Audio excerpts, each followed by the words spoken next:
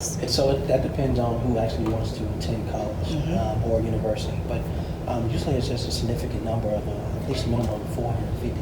So, this whole idea is many of our children, we want them to be on the track to enter the military, enter straight into the workforce, or go to college. Birmingham Promise is making investments in two of those arenas, apprenticeships, as well as the tuition program. And so for any young person that wants to actually go to college, many may want to go to a private school or out-of-state school. This program is only going to cover in-state tuition for our 2-year and 4-year public colleges and universities.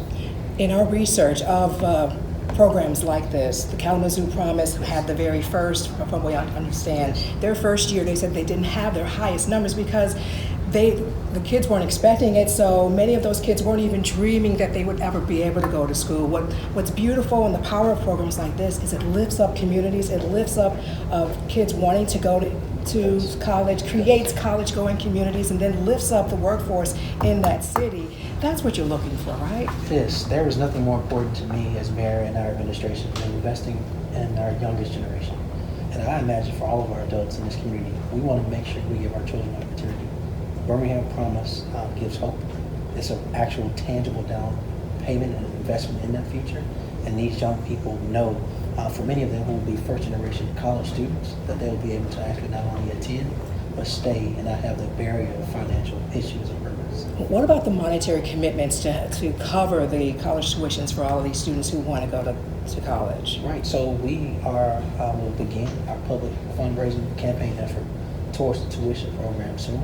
I look to give this community an update next month or this month around what we've been doing in our efforts to engage corporate Birmingham and many other partners who have already stepped up and says, how can I support this? Let's talk about the important deadline. The March 1st deadline is coming right now. What do you want these graduating seniors to do? So I just I popped up unannounced at Woodlawn High School yesterday. Had a chance to talk with the principal and the senior and the senior counselor. I actually ran into a couple of seniors in the hallway. I told them, hey, pull out your cell phone, go to birminghampromise.org.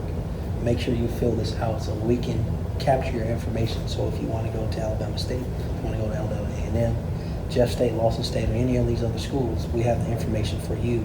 You can be aware and be informed about your opportunities.